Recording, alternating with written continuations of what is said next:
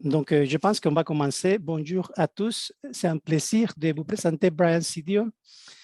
Brian travaille à l'Université de Austin, en Texas.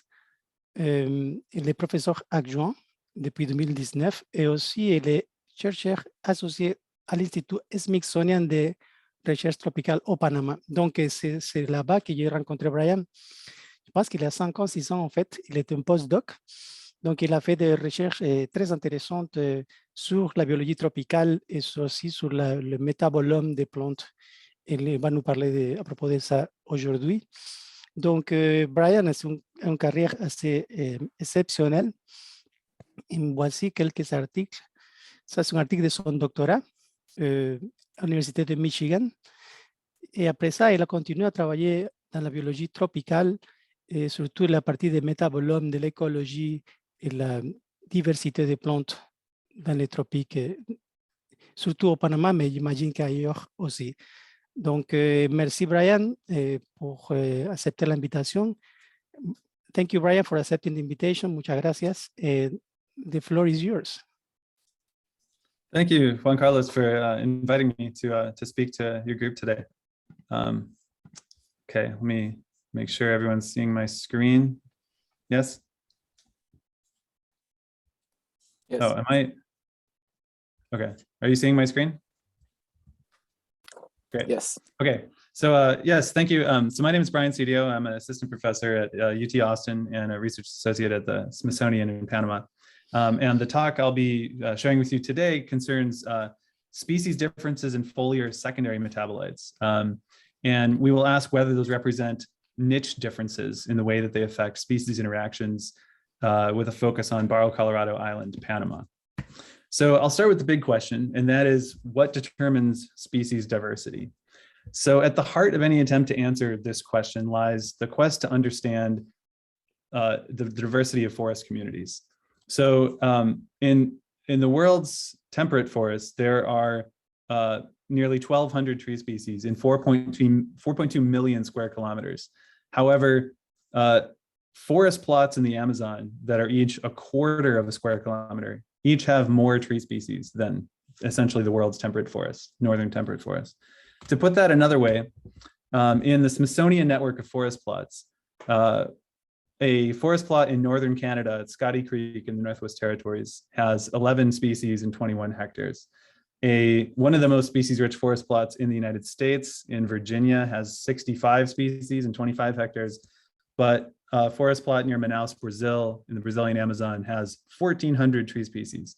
So that's two orders of magnitude variation in species richness from the Northwest Territories to the Brazilian Amazon. So there's a dimension to this diversity that often goes underappreciated, and that is that a handful of exceptionally species-rich tree genera represent a large part of the diversity of most tropical forests. So the botanist Al Gentry referred to these genera as species swarms for not only their extreme local species richness, but also the physiological and morphological similarity of these species that all seem to be living right on top of each other. So for example, in Ecuador, a single hectare can contain 22 species of Puteria, and as many species of Inga can be found in a fraction of a hectare. So on Barro Colorado Island, where I've done much of my work, this is an island in Lake Gatun that is part of the Panama Canal. So it used to be just a hilltop in the forest, but when the Panama Canal was built, it became an island. And it's one of the most well-studied rainforests in the world. So the 5 most species-rich woody plant genera represent nearly a quarter of the species richness on the island. So genera such as these challenge our understanding of coexistence because, according to classical competition theory, species need to exploit distinct niches to stably coexist. And it's hard to imagine how so many closely related and functionally similar species could be partitioning niche space. There are only so many ways to be a plant and to use light, water, and a handful of soil nutrients. And so these have challenged our understanding. Some of the major fundamental hypotheses that have been put forth that may explain their coexistence posit that plant-enemy interactions play a central role. And they would essentially, by by affecting species when and where they become abundant, specialist natural enemies can prevent any one species from taking over the forest. And this is very obviously also a mechanism of natural selection for the evolution of new defense compounds. And so it could also be a mechanism for the diversification of Algentry's species swarms, these really diverse tree genera. On the other hand, though, studies of host use of insect herbivores and microbial pathogens find that there are many pathogens out there, many pathogens and herbivores that don't specialize on a single host species. They rather tend to be clade specialists and actually feed on several species within these big species swarm tree genera. However, these species swarm genera are also tend to be well known for their chemical diversity. And just to illustrate an example of that, I have here a picture of Psychotria. So Psychotria are named for their psychotropic or hallucinogenic alkaloids. For example, the alkaloid dimethyltryptamine, or DMT, is an active ingredient in the hallucinogenic tea known as ayahuasca that's made by indigenous people in the Amazonian forest.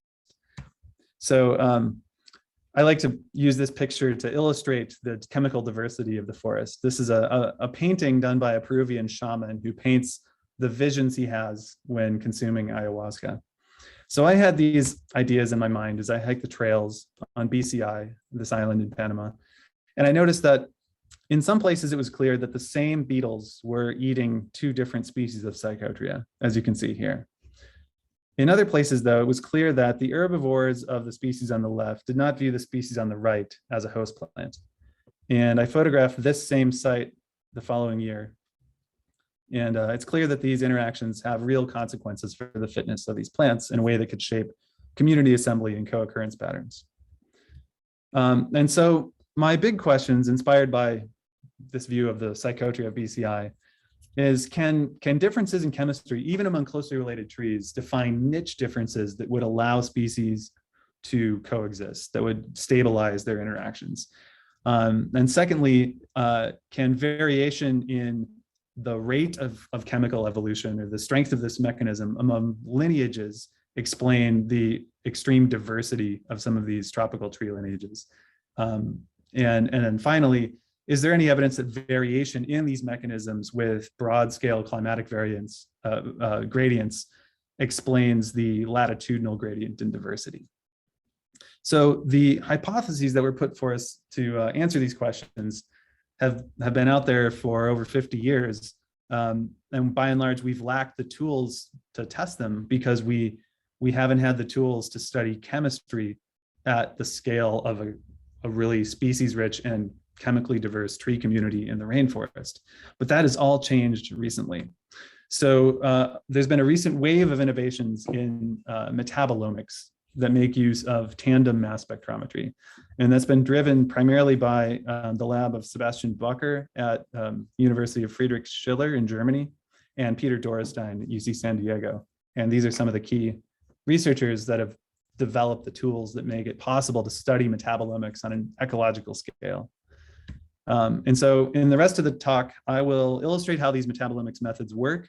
Then we'll do some comparative metabolomics of forest communities, and I'll present a series of vignettes that show chemical niches in an ecological setting and explore chemical evolution. So the analytical chemical techniques haven't really changed. Most of the innovations really concern the bioinformatics, what we do with the data. But they can take advantage of any type of mass spectrometer, but particularly those that use tandem mass spectrometry. So in mass spectrometry, we measure the mass to charge ratio of a molecule. So what you see in this graph here, this is a mass spectrum. The y-axis is the mass to charge ratio of the molecule. So if it picks up a single proton, then what we're looking at is just the mass. And the y-axis is an ion count. That's how many ions we're detecting of that mass. In tandem mass spectrometry, however, we take that compound and isolate it based on its mass from other compounds, and then blast it to pieces. And what we get is a mass spectrum that represents the masses of the fragments of that molecule. And this is really valuable because two molecules that are very similar in their structure will fragment into many of the same pieces. And so we can use that information to compare the structures of molecules. So what folks in the Dorstein lab figured out was to use this information to build molecular networks. So let's say we have, just as a thought experiment, 7 different molecules here. So we've blasted each of these 7 different molecules into pieces. And what we have are these spectra that represent the fragments of the molecules. So we can take each of these, treat it as a vector, and to compare them, we can measure the cosine of the angle between the vectors that represent the fragmentation patterns of each molecule. And what that effectively does is identifies shared fragments. And so 2 molecules that are very similar will have a cosine close to 1. Those that are different will have a cosine close to 0. We can also account for mass shifts. So the molecules on the left, they obviously share fragments. The ones on the right, perhaps they look completely different, but maybe it's because one is associated with a magnesium ion and the other is associated with a sodium ion.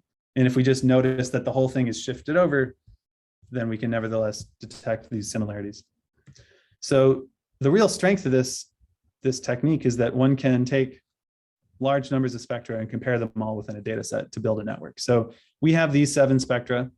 We compare each spectrum to each other spectrum and get these cosine scores that vary between 0 and 1. So then we can take spectra that represent the same compound and use those to represent nodes in the network. And then we can take the similarity scores between them and turn those into links in a network. And again, the strength of this is that it's very scalable. So we can do this for large numbers of metabolites. Now, we can also, just as we can compare spectra in our own data, if we have a library of spectra derived from standardized compounds. So these are things that were synthesized in a lab, or we know exactly what they are, and we've analyzed it in isolation. Then we can take this library of known compounds and include it in our molecular network. And this is really powerful because we might not get very many matches, but if this compound here in orange is caffeine, then that tells me that these other compounds that cluster with it are structurally similar to caffeine. And that by itself tells me a lot about those compounds. So this is kind of analogous to blasting a DNA sequence against a known library. We can also map features onto these networks. So here we've mapped the mass of the compound before it was fragmented, or which species each compound came from. And if you zoom in, here we've plotted is the mass of each compound before it was fragmented. And to most of us, this might not look like much, but to a chemist, these differences in mass tell you exactly what structural differences distinguish these compounds. So this molecular networking tool really took off around 2016. Since then, there have been other developments that have made this even more potent. So when you look at a mass spectrum like the one we're looking at here, if you zoom in on that peak, you'll see these little smaller peaks to the right. And what those are isotopes. So the big peak is, these are caffeine molecules that for which all of their carbons are carbon-12.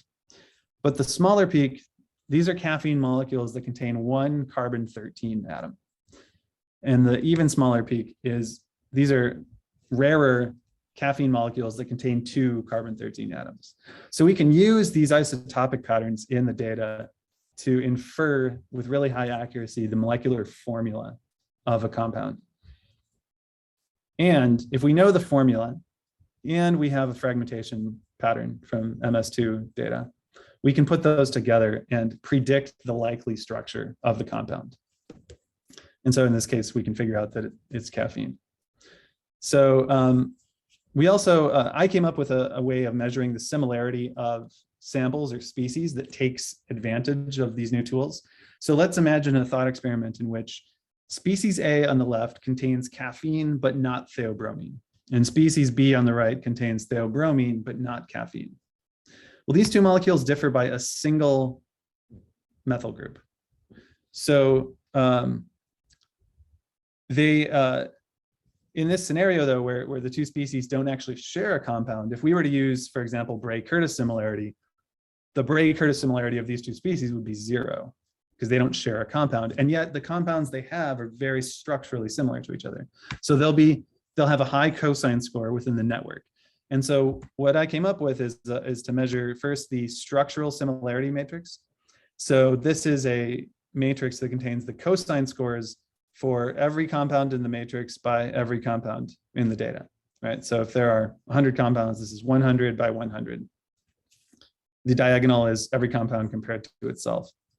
So then we can also calculate a compositional similarity matrix. So if we're comparing species A to species B, this is the ion abundance of compound 1 in species A times the ion abundance of compound 1 in species B. And these two matrices are the same size. They're both every compound by every compound. And so we can multiply them together and take the sum. And what that gives us is the abundance weighted structural similarity of the compounds in these two species.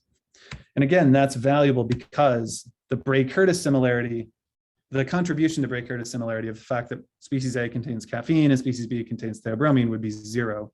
But with this chemical, structural, compositional similarity, it's a positive contribution to the similarity of these two species. So when I learned of the growth of these metabolomics tools, my first inclination was to turn my attention towards this global network of forest plots that's organized by the Smithsonian called the Forest Global Earth Observatory, Forest Geo. So as of now, there are now 74 plots in 28 countries that include 7 million trees that represent 12,000 unique species.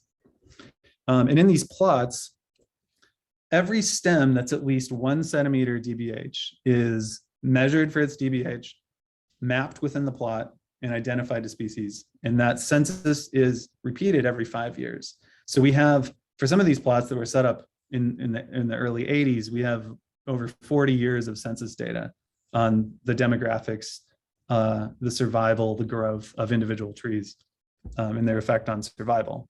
So as a postdoc, I started out by comparing the forest at BCI Panama with a temperate forest in the eastern US at the Smithsonian Environmental Research Center. So I looked at 7 big genera on BCI that represent about 1/4 of the species, and almost 90% of the individual trees in the plot. And in Maryland, I had samples that included 99% of the stems. The large genera in Maryland were oaks, hickories, blackberries, and viburnum. And these represent a similar proportion of the species richness in the plot. And so I built this molecular network that shows the difference in chemical composition among species and among the two forests. So there's been a fundamental question that's been of interest for a while, and that is whether, again, whether the latitudinal gradient in diversity, particularly tree diversity, is driven by variation in the importance of biotic interactions over latitude and with major climatic gradients. And this has been somewhat controversial lately because of studies that have shown that there isn't variation in plant defense or insect herbivory with latitude. But these studies, and I'll point out that it's come to the point that some people have accused others of being dogmatic zombies if they support the idea that there is a latitudinal gradient in biotic interactions. So, so the thing is, though, these studies have found variation, or they've been looking for variation in quantitative investment in chemistry. But what the molecular networks allow us to do is look at variation in composition. So not whether, for example, two plants invest in the same amount of phenolic compounds, but whether the composition, the very compounds that characterize these species, is different. And so if we look at a tropical forest in Panama and a temperate forest in Maryland, what we see is that the species in the tropical forest are much less chemically similar to each other than the species in the temperate forest.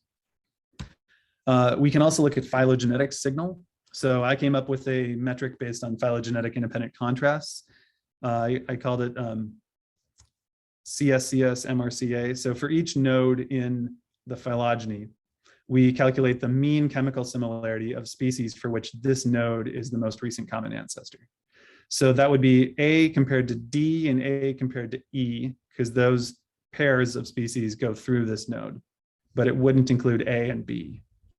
So we take all the chemical similarities for species for which that is their most recent common ancestor, and then we can regress that against the phylogenetic distance between this node and the tips of the phylogeny.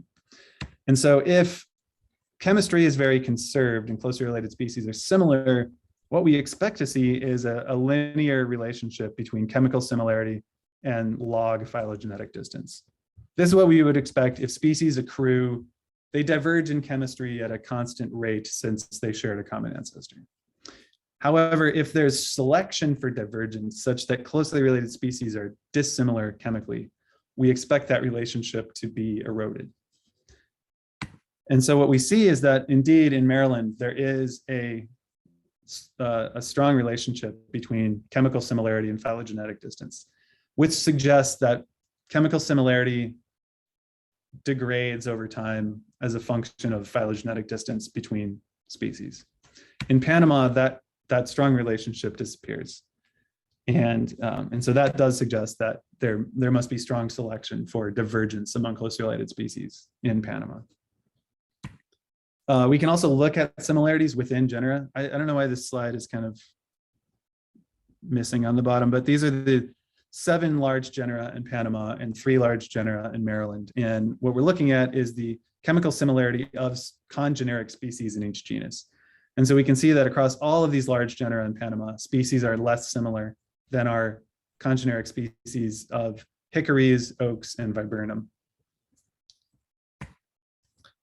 Another way of looking at this is through an NMDS plot. So in this plot, each point represents a species. I've colored the Panama species black and the Maryland species gray. And one can basically, this takes, this isn't a PCA. This isn't based on many different compounds. What it's based on is just the similarity scores between species. But so one can interpret space along these 2 dimensions as chemical space. And what you can see is that the tropical forest occupies a larger chemical space than the temperate forest. And indeed, the temperate forest seems to be a subset of the chemical space represented by the tropical forest. If I look at the large genera in Maryland, these species are quite similar to each other and also mostly tend to occur in the center of the plot. So they're similar to other species in the forest. When I look at the large genera in Panama, it's amazing how chemically diverse and dissimilar congeneric species in these genera are. These are the top 4 most species-rich genera in the forest. These are the next 3. You'll notice in all these data, the Myconia seem to be somewhat of an outlier in that they are mostly chemically similar to each other. And just to get the point across, the 7 large genera on BCI represent most of the chemical diversity in the forest. So what this suggests, we've seen, I haven't shown you in this talk, but other studies have shown that physiological traits exhibit phylogenetic signal within tropical forests. And so what we just saw is that the chemistry seems to be quite divergent in the tropical forest. We also just observed that the chemistry appears quite conserved among these large genera in the temperate forest. And other studies suggest that temperate tree genera such as oaks and ceanothus have diverged over broad environmental gradients. And so what this suggests is that the primary niches along which tree lineages diversify might differ between the tropics and the temperate zone. The most important niches in the temperate zone being broad differences in habitat defined by climate and fire frequency, whereas in the tropics, you get divergence in chemistry.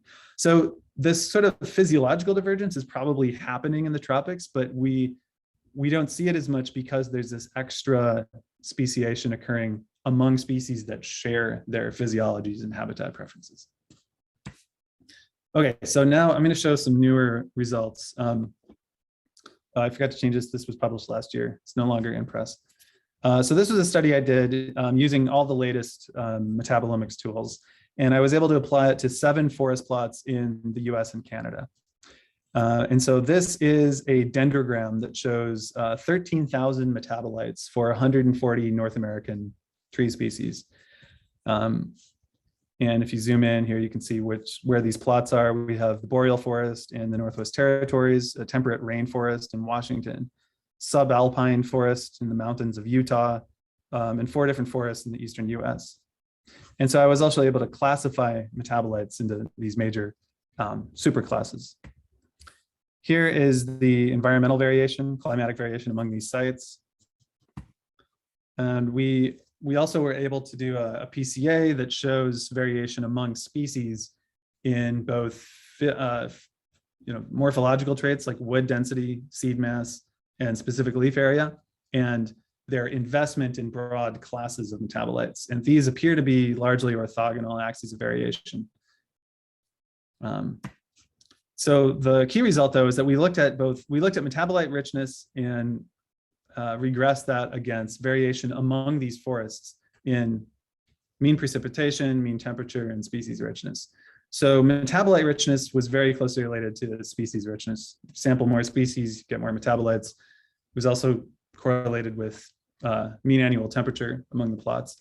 But interestingly, the chemical similarity of the species in these forests, weighted by abundance, wasn't directly related to species richness, but was strongly related and basically declines with precipitation and temperature. So that is to say, the forest plots in North America that are warmer and wetter have less chemically similar species co-occurring in them. And so I have more of these NMDS plots to kind of work out what's really going on here. So here we see the species that occur in each of these forests highlighted here. And so the real interesting ones here are Scotty Creek and Wind River. So this is the boreal forest in Northwest Canada and a temperate rainforest in Washington. These are both conifer-dominated overstories. And yet the gymnosperms in Scotty Creek are quite similar to each other, whereas the gymnosperms in Wind River, which are over here, are not. And this is actually Taxus brevifolia way up here. Yeah, so here we can see this more closely. So Wind River, even though it's dominated by gymnosperms in the overstory, the species are dissimilar, whereas some of these eastern plots have a lot of oaks and hickories that are quite similar to each other. And here you can see variation by plant family. So it is also interesting to note that the temperate rainforest in Washington has a lot of Ericaceae and Rosaceae in the understory, which are very chemically different from each other. Whereas the eastern US plots that are dominated by Fagaceae and Jugglandaceae have a lot of chemically similar species in them. And here you can see Scotty Creek. Here are the gymnosperms and Betulaceae. So these are birches. So they're, even though these groups can be very diverse chemically, the ones that occur at Scotty Creek are chemically similar to each other. Yeah, so here we see, this is the temperate rainforest in Wind River. And we see that even though it has gymnosperms, which tend to be chemically similar, the ones that occur there are not particularly similar to each other. And the Rosaceae and Ericaceae that occur in this plot contribute to the chemical dissimilarity of species that occur in the forest. So, okay, let's walk through some other brief studies to show how these metabolomics tools can highlight the niche differences among species. I focused this study on this forest plot in Maryland, and it turns out that this forest plot is overrun with white-tailed deer. Their abundance is extremely high, and it also has a lot of invasive species. And so we thought this was a great opportunity to test whether biological invasions of plants are driven by their chemical novelty and whether the chemical novelty of these species affects their palatability to deer and other herbivores. And so we had all of these species that co-occur in the cirque forest plot. The ones that are invasive are highlighted, they're in bold letters here, and they're in gray in the bar plot. And what we found, controlling for phylogeny, the invasive species are less chemically similar to the native flora than natives are to the native flora. And we did some bioassays with Japanese beetles and woolly bear caterpillars, which are two really abundant insect herbivores. And we also looked at browse rates through a browse survey that was done. And so here we're looking at chemical similarity to native plants on the x-axis, and either insect diet preference or proportion browsed by white-tailed deer on the Y. And so species that are more similar to the native plants are more heavily browsed by deer and more strongly preferred by Japanese beetles, and trending positive for woolly bear. And then on the bottom, we see that the diet preference for these insects, or the proportion browsed by white-tailed deer, is correlated with the number of forest plots in the eastern US that these invasive plant species have shown up in. So the less preferred species are more invasive. And then finally, there's a direct relationship between the chemical novelty of these invasive species and the proportion of plots that they have been recorded in. So the more chemically novel species on the left-hand side are more invasive than the more chemically redundant species. And so finally then in Panama, going back to Panama, we wanted to use this information on a forest scale to look at herbivore host use. So we put together a team to sample insect herbivores. We collected 10,000 herbivores in BCI and 2,000 in Maryland. And the idea here is to use DNA barcodes to identify the insects and identify the plant tissue in their stomachs to put together a network of which insects eat which plants. And so if we have this information, we know which insects eat which plants, and we know the chemistry of the plants, we should be able to infer which chemical differences drive these host use patterns. And this is actually really closely analogous to the type of study that's done in a genome-wide association study, or GWAS. So in a GWAS, you have a handful of patients or individuals, thousands of loci in the genome. They're not always totally independent because of linkage disequilibrium, but we want to know which loci are associated with a phenotype or a human disease. So in our case, we have host plants, thousands of compounds in the metabolome. Some of them are from the same metabolic pathways, so they're not totally independent. And we want to know which metabolites are associated with either host use or host avoidance by an herbivore or a pathogen. So my colleague Diego Salazar at Florida International University was one of the first to take advantage of this similarity and use lasso regression to infer which compounds are associated with host use patterns.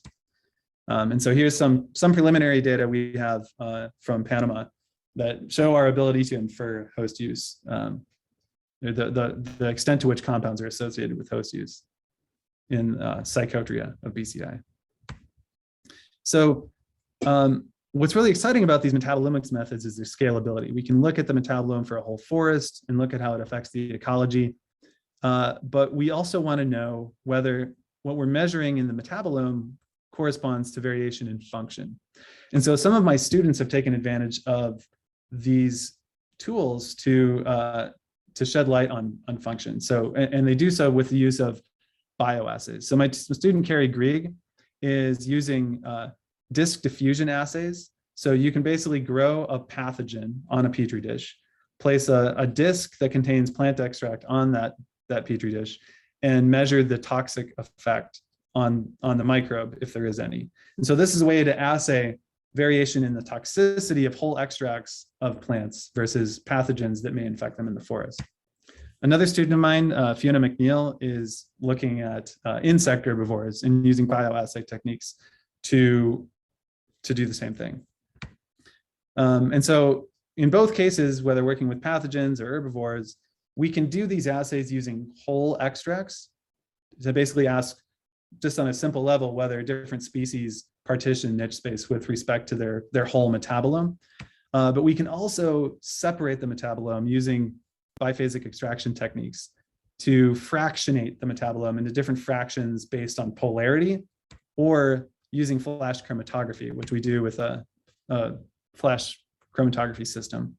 So you basically separate this extract into different fractions and assay the fractions. And that can tell you, ultimately, you can use these techniques to isolate a single molecule and identify what is the nature of the chemical differences among plant species that are allowing them to avoid sharing the same pests and pathogens.